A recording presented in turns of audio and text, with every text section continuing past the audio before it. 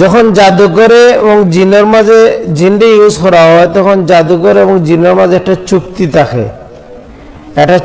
থাকে, নির্দিষ্ট সময় লাগে চুক্তি থাকে, বা কোনো কোনো জাদু থাকে যে রিনিউয়েবল, মানে আপনি একটা জাদু নষ্ট করবা তো আর একটা জাদু করবো, কারণ নাকি তারা কন্টিনিউ এটারে গীতা করবো। সেটা আমরা বিভিন্ন কোম্পানির খাম দেই এবং তারা চুক্তি করি যে এই মেনটেনেন্স তুমি দেন দেখবা 10 বছর, ওলা জিনের লগে কিতা থাকে যে 10 বছর পর্যন্ত 15 বছর পর্যন্ত এটারে তারা কিতা করবো, এটা কন্টিনিউ করিয়া দেব।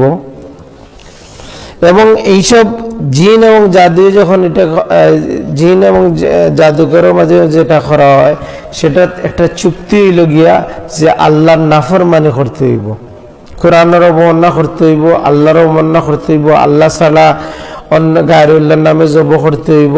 এইসবের মাধ্যমে এর জন্য রাসূল সাল্লাল্লাহু আলাইহি সাল্লাম কিতা কইছেন যে তোমরা 7টা এই বড় ফাঁক থাকিয়া কবিরা গুনাহ থেকে বাঁচিয়ে থাকবা, তার মাঝে একটা হইল গিয়া সেহর, জাদু।